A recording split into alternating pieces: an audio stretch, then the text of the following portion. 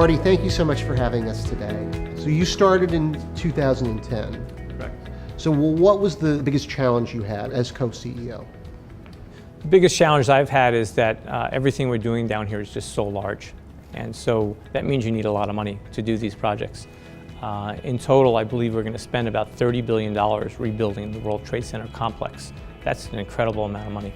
But when you break it down into the individual buildings, like 4 World Trade Center or 3 World Trade Center, and you're talking about multiple billions per building, there are very few lenders out there that want to take the risk of that kind of size of exposure on any one asset. So it's really tough to get done, it's challenging. But we've been able to overcome that because of the accomplishments of World Trade Center and just the rebirth of downtown. Our Four Seasons project, just 1 block north of 2 World Trade Center, was almost $1 billion. And to finance a hotel condominium project with $1 billion when we did it in 2013 was almost inconceivable. But again, because of the asset and because of where we are, we were able to get it done. Marty, tell me, who are some of the tenants who are looking down here right now? We have a diverse group of tenants, obviously. The TAMI industry, the technology, advertising, media, and information systems sector has been heavily coming down to downtown New York. I believe in the last 5 years, more than 200 companies have come from Midtown to downtown, and about 50-something% of those have been from the TAMI sector. We differentiate a little the financial district from World Trade Center. In our mind, FIDI is a little bit older stock. So we own 120 Broadway, which is 2 blocks from 4 World Trade Center. 4 World Trade Center is almost 4 years old now, a 2.3 million square foot building. 120 Broadway, 2 blocks away, is 101 years old. It was the old Equitable Life building. It's 2.1 million square feet. And we operate both, within 2 blocks of each other. And obviously different rent structure. It's a less expensive installation, but very successful tenants there as well. People love the old charm of the older buildings in New York City. For new stock, World Trade Center is pretty much the only game in town, along with Hudson Yards. How does World Trade Center compete with Hudson Yards?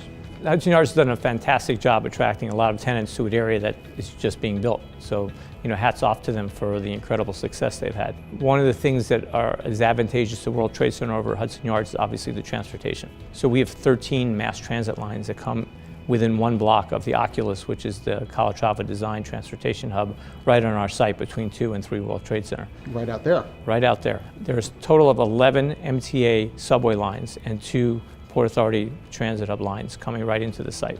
And it's just nowhere else in the world. I checked, and I've been all over China and Asia and the Middle East, and there's nowhere that you have a transportation system that can match that. Marty, when you were telling the story of how you were putting together all of these buildings down here in World Trade Center, so much of the investment came from overseas.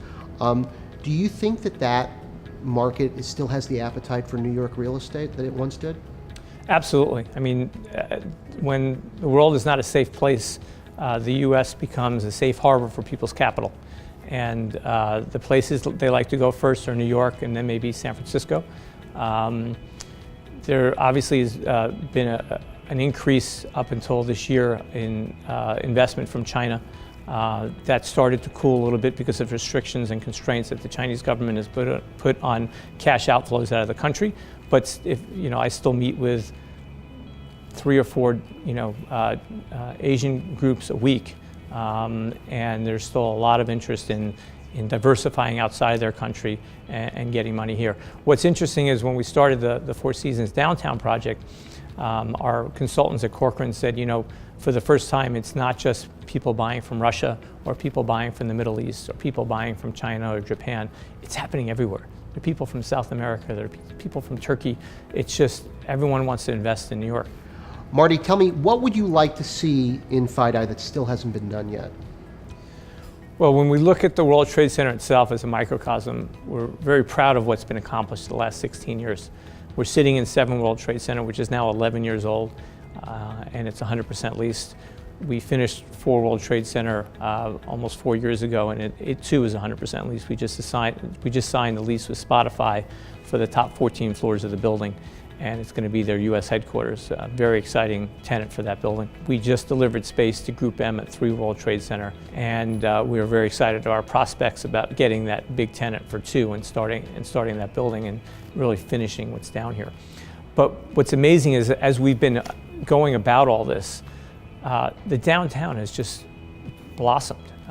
When 9/11 occurred 16 years ago, there were about 25,000 people living downtown. Today it's closer to 70,000.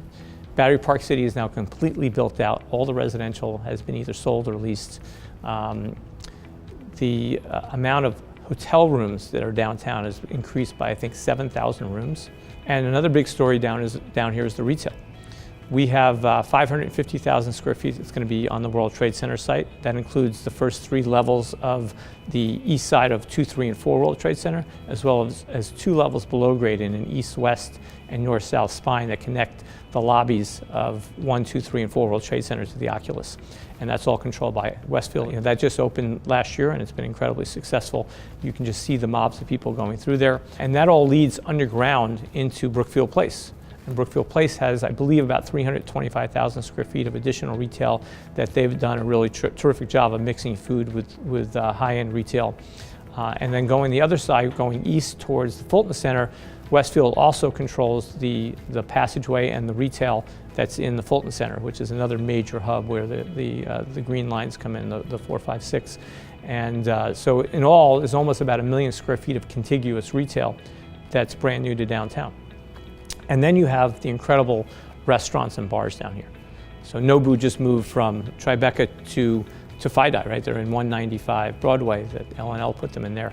And we just opened Wolfgang Puck's first restaurant in New York City, in Cut Steakhouse in the Four Seasons lobby. The bars and clubs down here are thriving. The Dead Rabbit was voted the best bar in the country or the world or something like that. But it's really been amazing that people can be down here. It's not the old World Trade Center that emptied out at 5 o'clock. This is a true 24/7 environment. Marty, thank you so much for having us today. My pleasure. Thanks so much.